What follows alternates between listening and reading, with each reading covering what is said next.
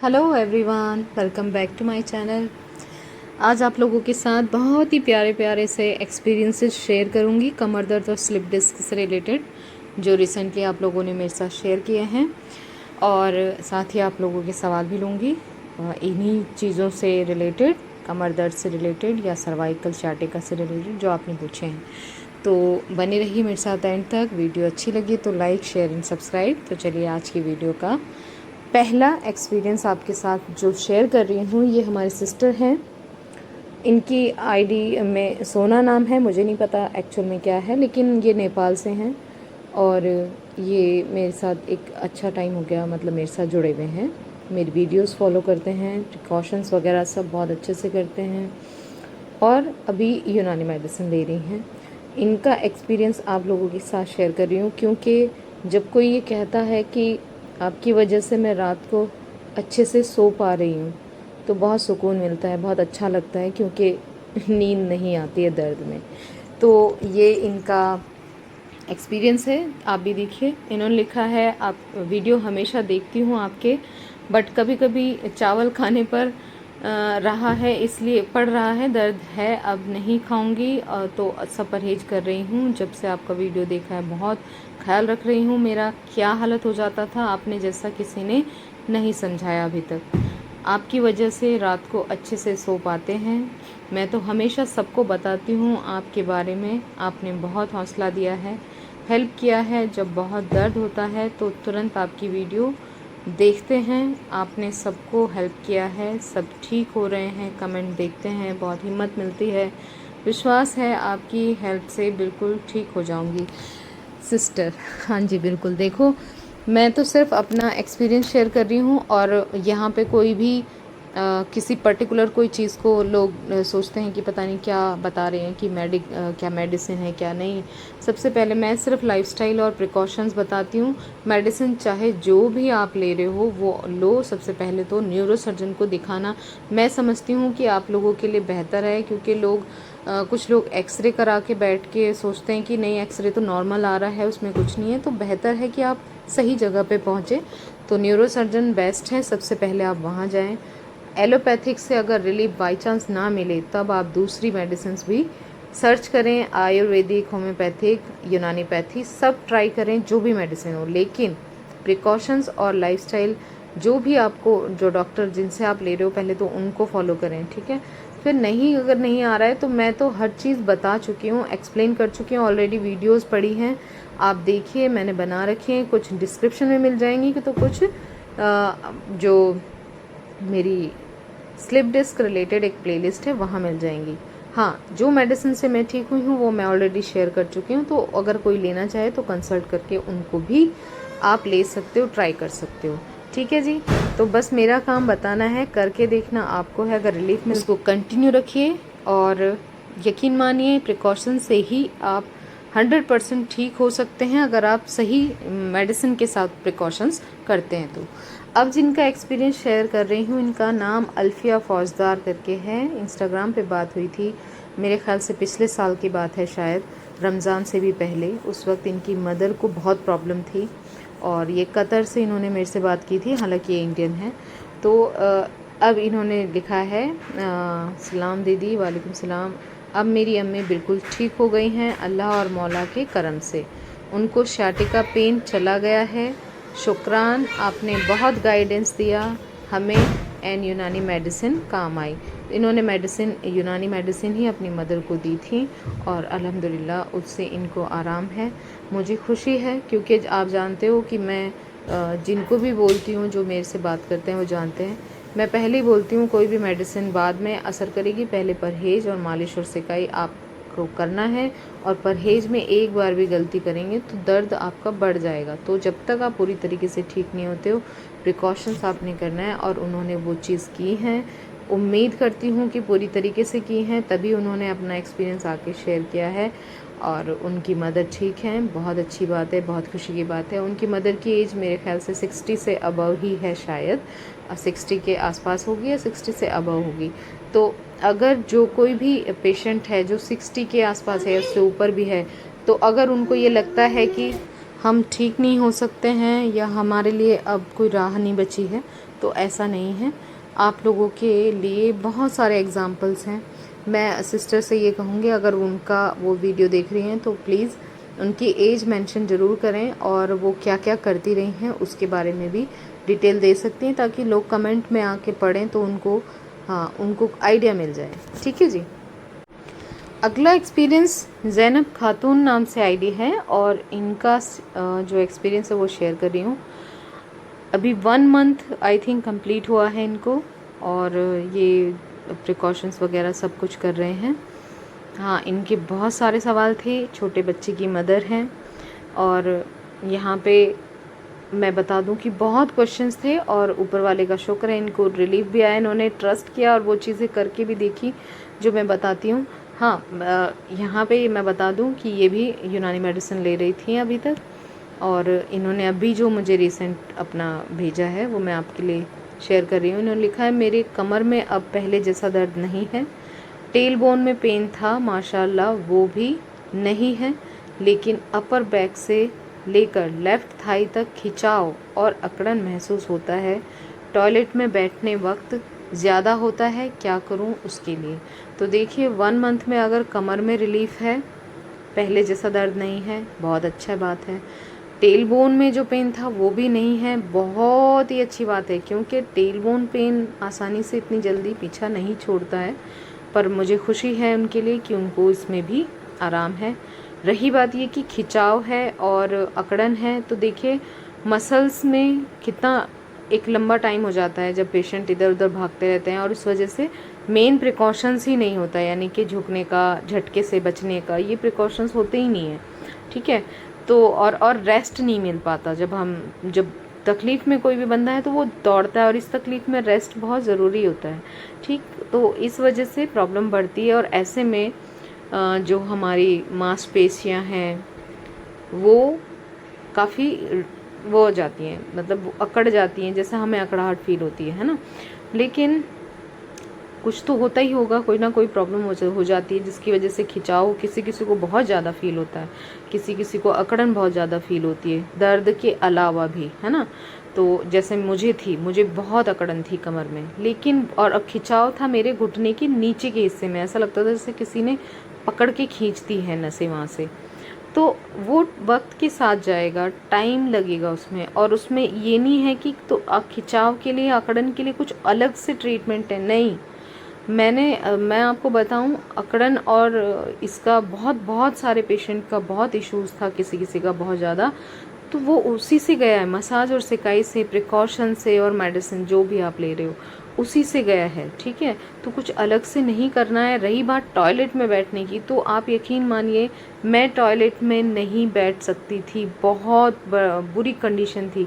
तो बहुत कोशिशें की, मतलब इंग्लिश टॉयलेट भी यूज़ करके देखा, फिर चेयर भी यूज़ करके देखा, पर वो कंफर्ट एक होता है ना कि इंसान को खुद को भी कुछ ठीक लगना चाहिए, तो वो मुझे नहीं लगता था। तो फिर मैंने इंडियन टॉयलेट ही यूज़ की, लेकिन उसमें यकीन मानिए नहीं बैठा जाता था, बहुत इरिटेट होती थी। पर वो धीरे धीरे उसका वही सॉल्यूशन मैंने जो बता रखा है कि ऊंची एड़ी की हील पहन के मैं सिर्फ टॉयलेट यूज़ करती थी, अदरवाइज़ फ्लैट्स पहनती थी। तो वो जो उस टाइम पे मैंने वो किया है, वो धीरे धीरे स्लोली वो कम हुआ, वो खिंचाव जो नीचे बैठने के टाइम पे था। बाकी टाइम तो मैं नीचे बैठती नहीं थी, तो उसकी वजह से आप डिस्टर्ब मत होइए। अगर 1 मंथ में आपको अच्छा खासा रिलीफ दिख रहा है तो उस पर फोकस रखिए, अपनी कोई भी प्रिकॉशंस में गड़बड़ मत कीजिए। छोटे बच्चे के पीछे हम झटके से भाग पड़ते हैं, या हम एकदम से कोई काम उनके लिए करते हैं तो उसका भी असर आता है।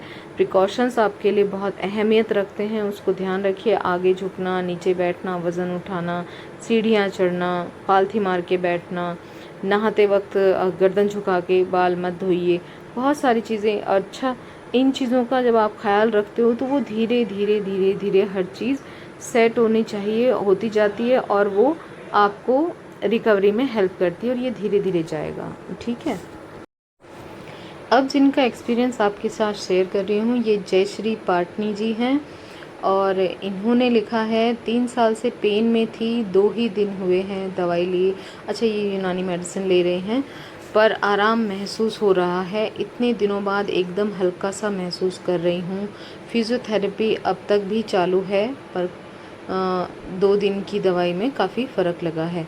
तो आप जो भी फिज़ियोथेरेपी कर रहे हो और जो भी चीज़ें कर रहे हो, अगर आपको उनसे रिलीफ़ आ रहा है तो आप उसे कंटिन्यू कर सकते हैं।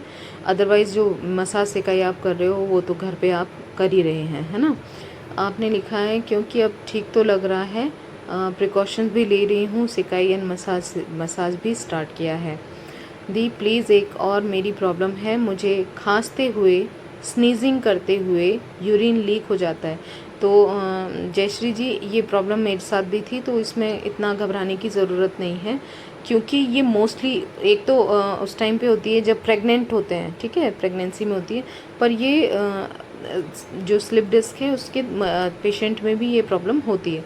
तो आपने कहा है कि इसका भी क्या इलाज होता है, और प्लीज़ बताएं। अगर अलग से कोई नहीं, इसके लिए अलग से कुछ करने की ज़रूरत नहीं है, यही चीज़ें इसकी रिकवरी करेंगी अगर ये इसकी वजह से है तो, ठीक है। अदरवाइज़ आपको कोई किडनी की प्रॉब्लम हो रही है तब आपको एक बार अपने फिजिशियन को चेक करा लेना चाहिए। मुझे तो यही लगता है कि ये इसकी वजह से है, पर आपको कंफर्म होना चाहिए, ठीक है ना। कोई भी अपनी तरफ से मान के हम कह दें ये भी ठीक नहीं है, तो आप एक बार अल्ट्रासाउंड भी करा सकते हैं। अपने अच्छे से ट्रीटमेंट को लीजिए, सीरियस लेके चलिए, है ना। आपको बहुत बहुत थैंक यू, जो निस्वार्थ आप हेल्प कर रहे हो। You most welcome. मेरा काम बताना है, करना, और उस पर अमल करना आपका भरोसा होगा तो आप करोगे। और दूसरा, आराम सब ऊपर वाले की कृपा से होता है जी। मैं तो सिर्फ इतना ही जानती हूँ कि जब ऊपर वाले का होगा, वो कहते हैं ना, उनकी मर्ज़ी के बिना पत्ता भी नहीं हिलता है, तो वो बिल्कुल राख की चुटकी भी बढ़िया काम कर जाती है। लेकिन आपको करते रहना है, करते रहना है, ठीक है। डरना घबराना नहीं है। अभी रिसेंटली एक भैया का कल रात जो ऐसा मैसेज आया है कि मैं आपको वो मैं शेयर नहीं कर रही हूँ, क्योंकि पर मुझे बड़ा, उन्होंने लिखा कि आपकी वजह से मैं इस वक्त मतलब बैठा हूँ, वरना तो मैं बिल्कुल हिम्मत हार गया था। और मैंने आपकी वीडियो देखी तो मुझे थोड़ा हौसला मिला। तो मुझे लगता है कि मैंने तो एक सिंपल सी एक वीडियो ऐसे शेयर की थी कि मैं बता सकूं कि मेरे पे क्या बीती है, और किसी को अगर उस चीज़ का कुछ मतलब रास्ता मिल सके, तो मैंने वो शेयर किया था। लेकिन किसी के लिए इतनी अहमियत वो वीडियो रख सकती है कि वो बहुत बड़े भारी लफ्ज़ होते हैं कि आपकी वजह से। तो मैं बस ये जानती हूँ कि करने वाला तो ऊपर वाला ही है। अगर उन्होंने मेरे से ये काम लेना था तो शायद मुझे ये तकलीफ़ हुई होगी, और मैं इतनी सीरियसली इस चीज़ को लेके चली कि ये क्यों नहीं ठीक हो पा रही है। मेरे जैसे पेशेंट और भी होंगे जो कि ठीक, बाकी लोग तो ठीक हो जाते हैं, बहुत सारे लोग ठीक हो गए, है ना, लेकिन मैं क्यों ठीक नहीं हो पा रही हूँ। तो वो ठीक होने की जो जर्नी थी, खाली मैंने वो शेयर की है। पर अगर उससे लोगों को आराम आता है तो इससे खुशी की बात कुछ नहीं हो सकती। बहुत बहुत शुक्रिया आपकी दुआओं के लिए भी, कि आप लोगों की दुआएं मेरे साथ हैं, ये बहुत कीमती है। लोगों को बताते हुए फ़ख्र भी होता है कि हाँ, मेरे साथ बहुत दूर दूर से अजनबी लोग भी हैं, लेकिन जो ऐसे लगते हैं जैसे मेरे अपने ही हैं, और वो समझते हैं कि मैं क्या कह रही हूँ। बहुत खुशी होती है। अपना ख्याल रखिए, हिम्मत बिल्कुल नहीं हारनी है, चाहे कितना भी बुरा दौर आ जाए, क्योंकि मैं ये मानती हूँ कि ऊपर वाला हमें उतने ही दुख में डालता है जितना हम बर्दाश्त कर सकते हैं। वो हम पे उसको ट्रस्ट है कि हम हारेंगे नहीं, और हम ये करके दिखाएंगे। तो कभी भी हौसला नहीं हारना है, चाहे सिचुएशन कोई भी हो। अपने रब को हमेशा याद रखना है। मैं जानती हूँ लोग कहते थे कि अगर रोना है ना तो अपने रब के सामने रो। तो हाँ, बेशक अगर रोना है तो अपने खुदा के, अपने गॉड के, अपने भगवान के सामने रो। लोगों के सामने रोओगे तो लोग सिर्फ मजाक बनाएंगे, ज़्यादातर मजाक बनाएंगे। कुछ ही लोग होंगे जो आपका गम, आपका दर्द समझेंगे। लेकिन आप अगर खड़े हो जाते हैं तो वाहवाही आप ही की होगी। सारी दुनिया आपके लिए ज़िक्र करेगी, आपका ज़िक्र दूसरों को आपका एक वो देगी कि एग्ज़ाम्पल, कि देखो उसने कर दिया, है ना। तो क्यों ना हम बेहतर बन के दिखाएं, ना कि अपने आप को हारने दें। अब जिनका एक्सपीरियंस शेयर कर रही हूँ, ये हमारे भाई हैं। इनका नाम शिव कुमार है। इन्होंने जो एक्सपीरियंस शेयर किया है वो आप लोगों के साथ शेयर कर रही हूँ। ये गवर्नमेंट टीचर हैं और काफ़ी प्रॉब्लम में थे, काफ़ी दर्द में थे और मतलब छुट्टी ले रखी थी इन्होंने, इतनी परेशानी में थे जब इन्होंने बात की। अभी 1 मंथ हुआ है ये सब कुछ फॉलो कर रहे हैं जो मैं बताती हूँ।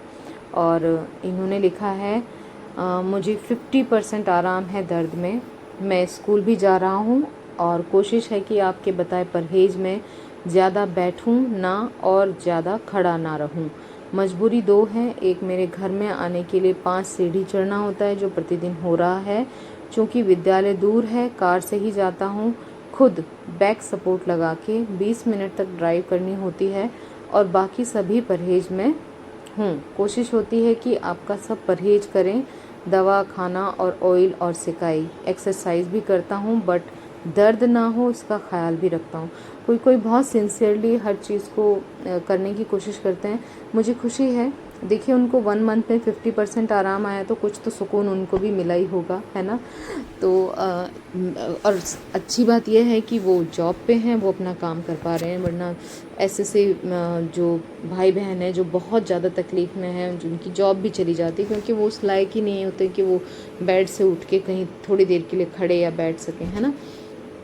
पर जो चीज़ें इन्होंने कही है कि 5 सीढ़ियाँ चढ़नी पड़ती हैं, हालांकि सीढ़ियाँ चढ़ना बहुत ही ख़तरनाक होता है। मैं जहाँ तक भुगत के बैठी हूँ तो इसीलिए मैं मना करती हूँ, लेकिन ऐसा होता है कि किसी किसी के लिए वो बिल्कुल प्रॉब्लम नहीं होती है, किसी के लिए वही चीज़ बहुत बड़ी प्रॉब्लम होती है, तो किसी के लिए वो कुछ भी नहीं होती है। आप लोगों को याद होगा मैंने बताया था कि मेरे लिए जैसे रास्ते में एक वैद्य थे, उन्होंने कहा था खाने से पहले 20 मिनट वॉक करना बहुत ज़रूरी है। तो मैं वो 20 मिनट का वॉक करती थी, तो अपनी ही गली थी, एक गली सी, उसके अंदर ही वॉक करती थी। तो उसमें सिर्फ 2 इंच का गैप होगा, मतलब कोई सीढ़ी नहीं थी रास्तों में। जैसे ये आजकल चल रहा है ना, टाइल्स वाला रास्ता होता है, वो टाइल्स वाला रास्ता था, तो उसमें 2 इंच का ऊपर नीचे एक जगह पे गैप था। तो जब वो गैप मुझे क्रॉस करना होता था सिर्फ 2 इंच का, तो मुझे बहुत मतलब ऐसा घबराहट होती थी कि वो जगह आ गई है।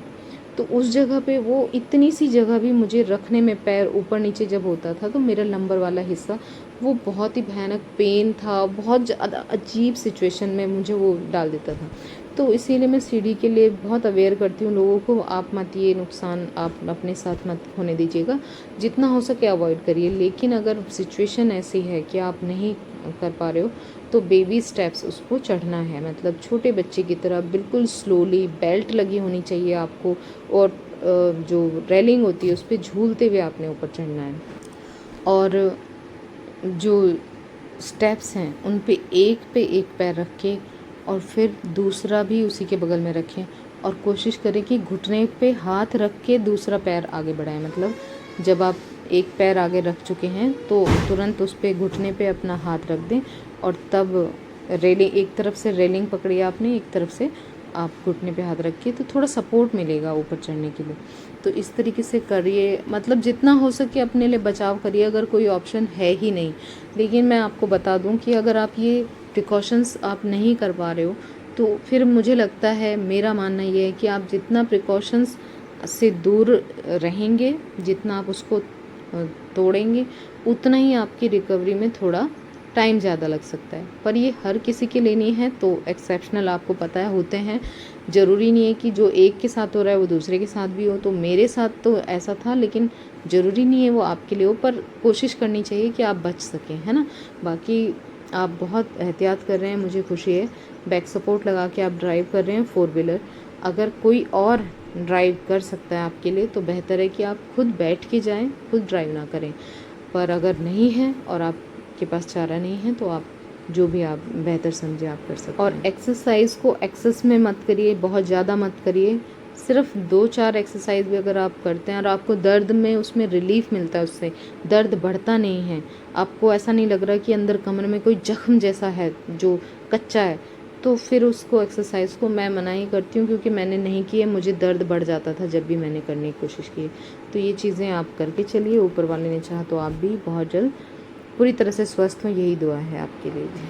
अब आप लोगों के सवाल ले रही हूँ। सबसे पहले सवाल था, किसी ने लिखा है कि मेरे को 6 मंथ से स्लिप डिस्क की प्रॉब्लम है। एमआरआई कराया, उसमें L2 L3 में डिस्क डिजेनरेशन है, L3 L4 में भी सेम, और L4 L5 में एन्युलर टियर है।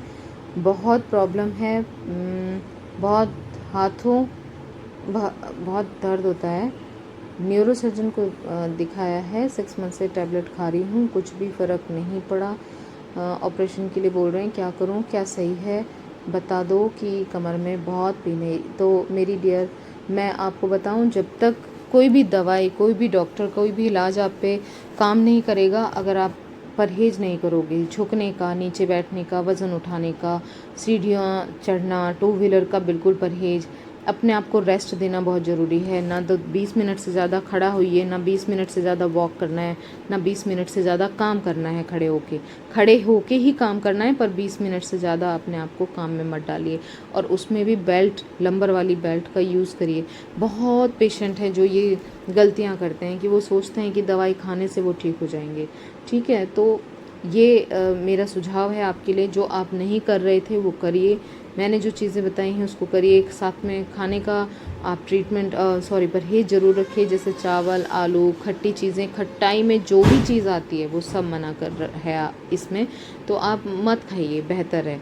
ठीक है, रही बात मेडिसिन की, अगर आपको एक तरह की मेडिसिन से आराम नहीं आता तो आप दूसरी तरह की मेडिसिन भी ट्राई करिए। आयुर्वेदिक, होम्योपैथी, एलोपैथिक, आप सारी ट्राई करिए। ठीक है, आपको कोई भी ट्रीटमेंट मिले, आपको लगे कि ये मुझे आराम दे सकते हैं, तो आप ट्राई करने से पीछे मत हटिए। ठीक, अगर फिर भी कुछ समझना है तो आप मुझे इंस्टाग्राम पर मैसेज कर सकते हैं, पर पहले सब कुछ ट्राई कर लें। ठीक है, तब कोई डिसीज़न आप ले सकते हैं। एक ये सवाल है, देवाश्री नाम से है, इन्होंने लिखा है कि मैं भी आपकी तरह 90% ठीक होने के बाद बेबी प्लान किया अब आपसे पूछना है कि क्या डिलीवरी के बाद मैं फिर से मेडिसिन खाऊं या नहीं। अगर आप 90% ठीक हैं तो उसके बाद तो आप प्रिकॉशंस रखिए, तो भी आप इस चीज़ से बाहर आ सकते हो। ठीक है, लेकिन मेडिसिन खाना नहीं खाना ये मैं कैसे आपको बता सकती हूँ। आप अपनी सिचुएशन देखिए डिलीवरी के बाद आप कैसी हैं। अगर आपको लगता है कि आपको प्रॉब्लम बढ़ी है तो आप बिल्कुल अपने जिनसे भी ट्रीटमेंट लिया है आप उनसे आप कंसल्ट कीजिए, आपको वो कहेंगे तो आप मेडिसिन लीजिए, है ना। परहेज़ तो इसमें रखना ही रखना है, 9 महीने भी रखना है, उसके आगे भी रखना है, ताकि आपको कोई प्रॉब्लम दोबारा ना हो। क्योंकि बहुत सारी सिस्टर्स ऐसी हैं जिनको ये प्रॉब्लम डिलीवरी के टाइम पे हुई है। आप यकीन करोगे, चलो मैं तो गिरी थी, मुझे तो पता है कि एक्सीडेंट की वजह से या गिरने की वजह से ये हो जाती है, या हैवी वज़न उठाने से होती है मोस्टली पेशेंट को। लेकिन कुछ सिस्टर्स ऐसी हैं जिनको डिलीवरी के टाइम पे ये प्रॉब्लम हुई है। तो डिलीवरी का टाइम एक क्रूशियल टाइम है, आपको उस टाइम पे भी अच्छी डाइट लेनी है, प्रिकॉशंस रखना है, रेस्ट करना है डिलीवरी के बाद भी। ठीक है, और मेडिसिन खाना नहीं खाना ये आप अपने डॉक्टर से कंसल्ट करके कीजिएगा। आपने पूछा है बेबी को कैसे केयर करूं, उसके लिए आपको हेल्प की ज़रूरत पड़ेगी। जहां तक मैं समझती हूँ 1.25 महीना तो हेल्प चाहिए ही चाहिए, और आप ठीक होने चाहिए तब है ये। ठीक है, वरना तो आपको हेल्प की ज़रूरत लगेगी। बच्चे को फीड कराना, बच्चे के साथ बहुत सारे काम रहते हैं, पॉटी कराना, उसको नहलाना धुलाना, आप नहीं कर सकते हो अगर आप पूरी तरीके से रिकवर नहीं हो। बेबी के साथ आपको क्या क्या प्रिकॉशंस करने हैं मैं ऑलरेडी वीडियोस बना चुकी हैं, आप मेरी प्लेलिस्ट चेक करिए, वहाँ पे आपको वीडियोस मिल जाएंगी, उनको देखिए और उसको वैसे ही फॉलो करिए। अगला सवाल ये रज़िया मलिक जी का है, जिन्होंने पूछा है क्या आप अब भी हार्ड मैट्रेस पर लेटती हैं या फिर सॉफ्ट गद्दे पर भी लेट जाती हैं। मैं आपको बताऊं, सीरियसली आपने शायद पहली वीडियोस नहीं देखी होंगी। मैं जिस दर्द और तकलीफ़ से गुजरी हूँ, मुझे कोई शौक़ नहीं है मैं कि दोबारा उस तकलीफ़ में जाऊँ। ठीक है, मैं जिस जगह से उठी हूँ, मुझे उस जगह पे अंधेरा था, मेरे लिए मुझे कोई रास्ता नहीं दिख रहा था। तो ये कोई ऐसी तकलीफ़ होती जो बार बार ना हो जाती। मुझे पता है कि ये दोबारा हो सकती है अगर मैं कोई गलती करूँगी। और मेरी जैसी कंडीशन, जैसी मैं पेशेंट थी वैसी कंडीशन में तो पेशेंट मोस्टली है भी नहीं, बहुत कम है ऐसे पेशेंट। ठीक है, तो मैं क्यों उस कंडीशन में जाना चाहूँगी। तो मैं हार्ड मैट्रेस पे तो नहीं, पर मैं कॉटन के, रुई के गद्दे पे आज भी सोती हूँ। रुई के गद्दे पे लेटना ज़्यादा प्रेफर करती हूँ। सो तो मैं कहीं भी जाती हूँ, लेकिन मैं ज़्यादातर रुई का गद्दा ही इस्तेमाल करती हूँ। अगर मैं कहीं भी जाऊँगी तो वहाँ हर जगह तो रुई के गद्दे नहीं होंगे ना मेरे लिए, मैं हर जगह सो सकती हूँ आराम से। लेकिन मैं अपने परहेज़ में आज भी मैं कुछ चीज़ों का परहेज़ रखती हूँ, ध्यान रखती हूँ। एक तो झटके से खुद को बचाती हूँ, दूसरा हैवी वज़न उठाने से खुद को रोकती हूँ, क्योंकि 10-15 किलो से ज़्यादा मैं बिल्कुल वज़न उठा के ये कोशिश नहीं करूँगी कि दोबारा मुझे ये तकलीफ़ हो। आई होप आप समझ गए होंगे, ठीक है। अगला सवाल ये रीनत नाम से आईडी है, इन्होंने पूछा है आपने अपने नेक हम्प ठीक करने के लिए क्या किया था, कोई एक्सरसाइज किया या मसाज कैसे करते थे हम पे तो ऊपर से नीचे की तरफ ही किया है मैंने, हम पे भी जब करवाया है। बाकी मैंने वहाँ बहुत कम किया है। मैंने जो कुछ भी किया है लंबर के लिए किया है, क्योंकि लंबर मेरा ख़त्म हो गया था बिल्कुल। और हम्प के लिए तो बस मैंने तकिया अवॉइड किया है, मतलब जो गर्दन के लिए था मुझे तो मैंने सीधे लेटते हुए तकिया अवॉइड किया है। पर लेफ़्ट साइड क्योंकि शोल्डर में बहुत पेन था तो मैं डायरेक्ट बिना तकिए के गर्दन नहीं टिका सकती थी, तो दोनों साइड मैंने पतले तकिए इस्तेमाल किए हैं करवट में। सीधे लेटते हुए तकिया अवॉइड किया है और गर्दन को नीचे झुकाना बिल्कुल बंद किया था, क्योंकि गर्दन कांपती थी बहुत ज़्यादा, ठीक है। आपने पूछा है मसाज कैसे करते थे, आपको जैसे कंफर्ट हो। अगर आपको हम्प के ऊपर राउंड एंड राउंड घुमा के आराम मिल रहा है, आपको तेल को खपाना है बेसिकली, तो आप वो किसी भी तरीके से कर सकते हो। पर लंबर पे नीचे से ऊपर करके ही मुझे आराम मिलता था, ऊपर से नीचे करने पे मुझे रिलीफ नहीं मिलता था। डॉक्टर ने कहा मेरा हम्प में बोन बढ़ गया है, क्या आपका भी नेक में बोन बढ़ा हुआ था या फिर फैट? नहीं, मैंने एमआरआई नहीं कराया था अपने गर्दन का, क्योंकि मैं ऑलरेडी 2 एमआरआई अपनी लंबर की करा चुकी थी। और आप ये मत समझिए कि एमआरआई भी बहुत आसान हो जाती है, कि इतनी तकलीफ़ में आदमी भटक रहा है इधर से उधर, पैसे भी ख़त्म हो जाते हैं, कितने पैसे लाएंगे। तो मैंने नहीं कराया। मुझे पता है कि वो सर्वाइकल ही था और हम्प निकला हुआ था बहुत ज़्यादा, उसमें सूजन थी। वो जैसे जैसे सूजन गई धीरे धीरे वो अपने आप ही ठीक होते चले गया।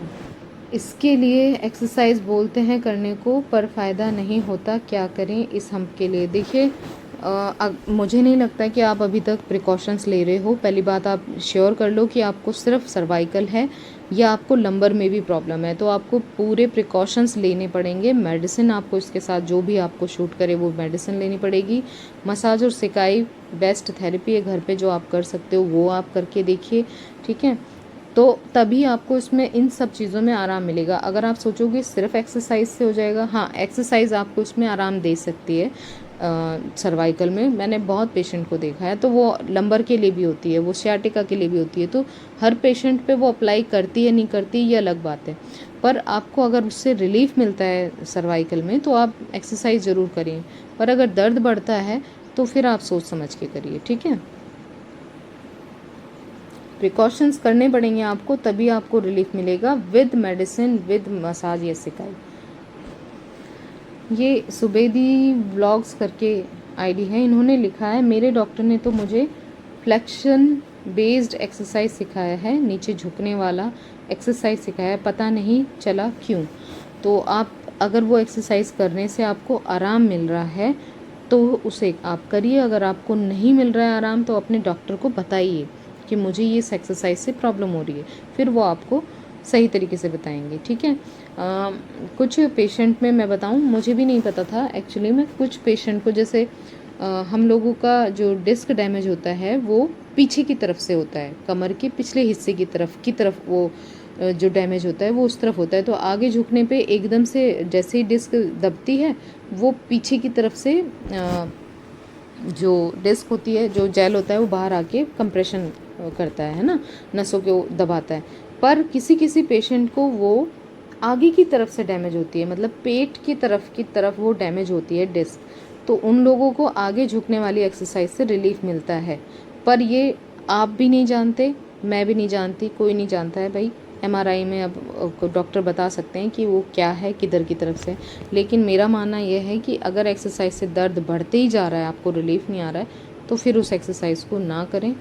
जिस भी एक्सरसाइज से आराम मिले सिर्फ वही करें, ठीक है, अगर करना है आपको तो।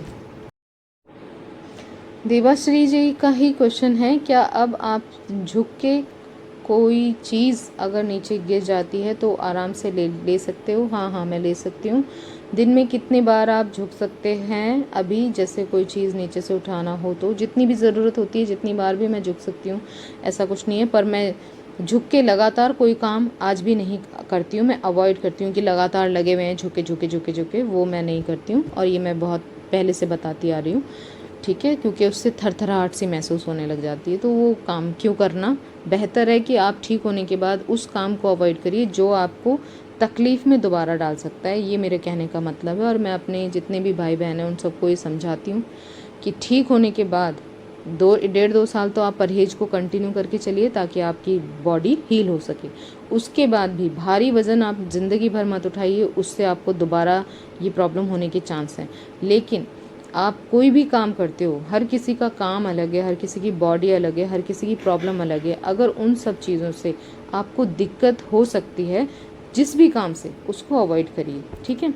तो आपने कहा है कितनी बार, तो खैर मैं गिनती तो नहीं गिनती हूँ। मैं आपको बता दूँ कि मैं झुकने के बजाय नीचे बैठ के काम को करना इजी मुझे लगता है और मैं वो आराम से कर लेती हूँ। नीचे बैठ के पालथी मार के मैं कितनी भी देर काम कर सकती हूँ, जबकि मैं बैठ भी नहीं सकती थी, बिल्कुल नहीं, एक क्षण के लिए भी नहीं, ठीक है। आई होप आपको क्लियर हुआ होगा। आपने पूछा है कि मैम क्या सेकंड प्रेगनेंसी के टाइम में यूनानी मेडिसिन खाई थी? बिल्कुल नहीं, ठीक होने के बाद ही मैंने सेकंड प्रेगनेंसी प्लान की थी, तो कोई मेडिसिन नहीं ली है। वैसे भी प्रेगनेंसी में कोई मेडिसिन नहीं लेनी चाहिए, ठीक है। ये आपने लिखा है या फिर तब आपने पूरी तरह मेडिसिन बंद कर दी थी? हाँ, बंद कर रखी थी ना। और डिलीवरी के बाद भी मेडिसिन आपने ली थी? नहीं, कोई मेडिसिन नहीं ली है। और आप वापस या फिर नहीं ली डिलीवरी के बाद? अच्छा, आपको पता चल गया है, जब ठीक हो गई उसके बाद तो मैंने प्रेगनेंसी प्लान की, लेकिन प्रिकॉशंस मैंने प्रेगनेंसी में भी रखे हैं और प्रेगनेंसी के बाद भी मैंने अच्छा खासा टाइम तक, क्योंकि हड्डियाँ वीक थी आपकी प्रेगनेंसी के टाइम पे, आपके मसल्स बहुत वीक हो जाते हैं, आप खुद भी बहुत कमज़ोर हो जाते हो, तो आपको अच्छी डाइट लेनी है प्रिकॉशंस के साथ। अपने बच्चे का ख्याल रखिए, बच्चे को की ख्याल के रखने के लिए आप प्लीज़ किसी की हेल्प लीजिए। अगर आपका भी बहुत कच्चा है, मेरा तो काफ़ी हद तक हो गया था ठीक जब मैंने प्रेगनेंसी प्लान की, तो सोच समझ के करना है, ठीक है। और प्रिकॉशंस रखने बहुत ज़रूरी हैं, क्योंकि आपने कोई भी गड़बड़ की तो आपके शरीर पे, क्योंकि शरीर कमज़ोर है डिलीवरी के बाद, तो आपको एकदम उसका असर देखने को मिल जाएगा, ठीक है। इनका अगला सवाल है कि क्या अभी आप झाड़ू जैसे नॉर्मल झुक के लगाते हैं ऐसे लगाते हो या खड़े होकर ही झाड़ू देते हो? देखो, ज़्यादातर घर में तो खड़े होके जगह होती है लगाने की, नीचे बैठ के आप अगर लगा सकते हो तो बेहतर है। झुक के लगाना आप ज़्यादा मत लगाइए, मैं तो बहुत कम झुक के लगाती हूँ, क्योंकि मैं लंबी वाली झाड़ू ही इस्तेमाल करती हूँ। उस वक्त से ही करती आ रही हूँ, जिस वक्त मैं प्रॉब्लम में थी उस वक्त भी झाड़ू कोई और नहीं लगाता था, तो मैं ही लगाती थी। तो मैंने लंबी झाड़ू उसी वक्त से स्टार्ट की थी। लंबी झाड़ू से आप खड़े खड़े सीधे आराम से लगा सकते हैं पूरे घर में झाड़ू, तो झुक के क्यों लगाना है ना। आपने लिखा है और पोछा बैठ के आराम से झुक के लगा सकते हो या अभी भी डंडे के? नहीं, पोछा जो है वो वाइपर से लगाते हैं खड़े होके। बैठ के करने का काम, क्योंकि उकड़ू बैठने का तो मैं अभी आपको बताती हूँ हमेशा अपनी वीडियोस में कि मैं उकड़ू नहीं बैठती हूँ। पालथी मार के ज़रूर बैठ जाती हूँ आराम से, पर उकड़ू बैठने में प्रॉब्लम फील होती है। वो क्यों ऐसा काम करना जिसमें दिक्कत होगी? तो खड़े होके आराम से आप जो भी काम कर सकते हैं आप करिए, क्यों, उसमें प्रॉब्लम क्या है, ठीक है ना। ये प्रॉब्लम ऐसी है ना, इसलिए डर लगता है कि ये दोबारा हो सकती है अगर हमसे कोई मिस्टेक हो जाए। और जिनका सीरियस टाइप का प्रॉब्लम था उनको तो एहतियात ज़रूर ही रखनी चाहिए, बाकी सबके लिए ये नहीं है। अगर आप अगर झुक के झाड़ू लगाते हैं आप ठीक होने के बाद और आपको ठीक लग रहा है तो आप बिल्कुल लगाइए। ऐसे ऐसे पेशेंट मैंने देखे हैं जो ठीक होने के बाद जिम कर रहे हैं। तो सबकी बॉडी अलग है, पर अपनी बॉडी के अनुसार आपको काम करना है ठीक होने के बाद। तो मैं बता रही हूँ कि मैं क्या करती हूँ, लेकिन आप अपनी सिचुएशन देखने के बाद डिसाइड करिएगा कि आपको क्या करना है। अगला सवाल ये रोशन जी का है, जिन्होंने लिखा है कि मुझे सर्वाइकल भी है और कमर में भी दर्द है, पीठ में भी दर्द है, कहीं से भी दवा कर लिया हूँ, वहाँ से सही नहीं हो रहा है, प्लीज़ कुछ दवा बताएं। दवा तो आपको सर्च करनी पड़ेगी, आपके लिए जो भी शूट आपको करे दवाई वो आप लीजिए। हर तरह की दवाई, हर तरह की पैथी जो है वो अवेलेबल है, आप जानते हो। तो वो आप एलोपैथिक में अगर आपने जगह जगह से दवाई खाई, लेकिन न्यूरोसर्जन को नहीं दिखाया तो सबसे पहले उनको दिखाएं। अगर एलोपैथी से आराम नहीं है तो आयुर्वेदिक, होम्योपैथी या यूनानी पैथी, वो उनकी मेडिसिन ट्राई करें। पर जो परहेज़ मैंने बताए हैं उन परहेज़ को एज़ इट इज़ आपको करना है। अभी इस वीडियो में भी बताए हैं, मैं रिपीट करती हूँ, कुछ लाइफ़स्टाइल भी चेंज करने होते हैं, वो भी बताती हूँ। तो वीडियोस देखिए अच्छे से, उनको फॉलो करिए।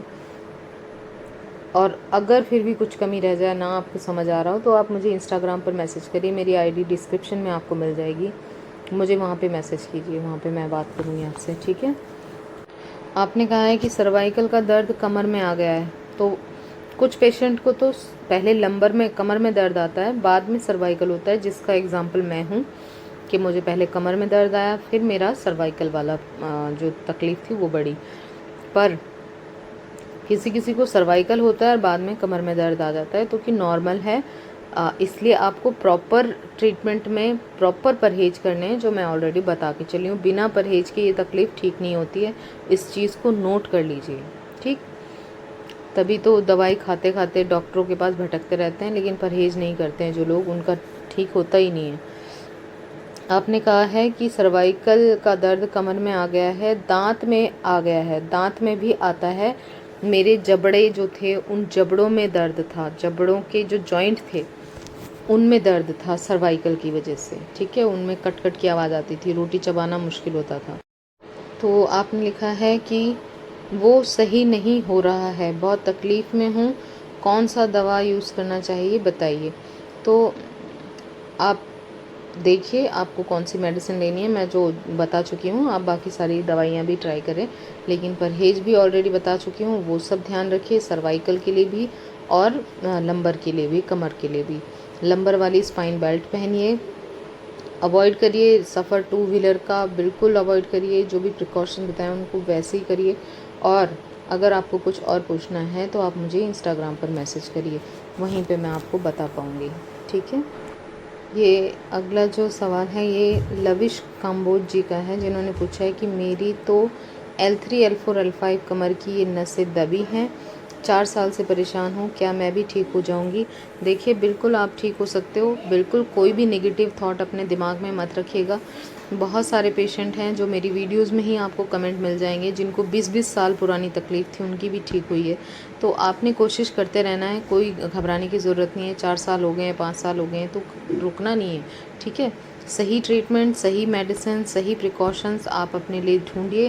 प्रिकॉशंस तो मैं बता ही चुकी हूँ, लाइफस्टाइल में बता चुकी हूँ, आप बिल्कुल उसको फॉलो करिए। मसाज का तेल बनाइए, डिस्क्रिप्शन में आपको उसकी रेसिपी मिल जाएगी, उसकी मसाज और सिकाई से स्टार्ट करिए। प्रिकॉशंस अभी से स्टार्ट करिए, ठीक है। मसाज और सिकाई नीचे से ऊपर की दिशा में करनी है लंबर पे, चाहे आपकी 3 जगह से डिस्क डैमेज है या है रीढ़ की हड्डी पूरी डैमेज है। क्योंकि मेरी तो आप यकीन मानो, आप मेरा पूरा सर्वाइकल, पूरा थोरेसिक और पूरा टेल बोन तक पूरा बेकार था, है ना। तो मेरी कंडीशन ख़राब थी, क्योंकि सारे ही डिस्क डैमेज हो गए थे जब मैं ट्रीटमेंट पे ट्रीटमेंट कराती रही। और ख़ासकर जब मैं देसी ट्रीटमेंट मैंने लिया, जहाँ पे मेरी चटकाई गई पूरी रीढ़ की हड्डियाँ, उसके बाद मुझे ज़्यादा प्रॉब्लम हुई है। तो ध्यान रखिए, देखिए नसीब की बात होती है, किसी को वहाँ से बिल्कुल ठीक हो गया और किसी का और दिक्कत हो गई। तो ये किसी की वो नहीं है, सब नसीब के खेल है, मैं तो ये मानती हूँ। तो आप ठीक हो सकते हो, बस सर्च करना है आपको सही ट्रीटमेंट, और जो मैं बता चुकी हूँ वो आप अभी से करना स्टार्ट करिए। परहेज़ से आधे से ज़्यादा तकलीफ़ तो परहेज़ से ठीक हो जाती है। अगला सवाल ये सूर्यजीत जी का है, इन्होंने पूछा है कि दीदी मेरा भी बैक इंजरी है, कैसे ठीक होगा, क्या कायरोप्रैक्टर डॉक्टर सही रहेगा, ट्रीटमेंट के लिए बिना दवा के इलाज होता है क्या। तो देखिए, नहीं, मेरा तो ये सलाह है कि आप सबसे पहले अच्छे से न्यूरोसर्जन से मिलिए। न्यूरोसर्जन को आप दिखाइए कि आपको बैक इंजरी है भी या कोई और वजह से तो दर्द नहीं आ रहा है। फिर आपको जो भी थेरेपी लेनी है उसके साथ में आप मेडिसिन, थेरेपी, प्रिकॉशन सब लीजिए, तो ये ठीक होगा।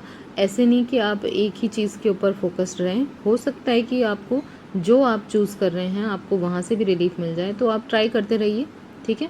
पर मेरी सलाह ये होती है कि पहले आप न्यूरोसर्जन को दिखाएं, MRI करवाएं, ताकि आपकी शरीर की जो प्रॉब्लम है वो एग्जैक्ट आपको पता चल जाए, तकलीफ़ की जड़ आपको पता चल जाए, कहीं आपको इंजरी ही है या कुछ और प्रॉब्लम तो नहीं है, इस चीज़ की आपको जानकारी होनी चाहिए। तो आप एक बार अपने नज़दीक के न्यूरोसर्जन को अच्छे से दिखा के ट्रीटमेंट अपना स्टार्ट करिए।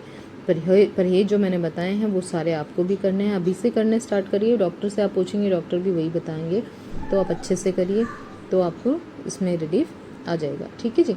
तो चलिए बस आज के लिए इतना ही। उम्मीद करती हूँ वीडियो आप लोगों के लिए हेल्पफुल रहे। वीडियो अच्छी लगे तो लाइक शेयर एंड सब्सक्राइब। अपना बहुत सारा ख्याल रखिए। मिलते हैं नेक्स्ट वीडियो में।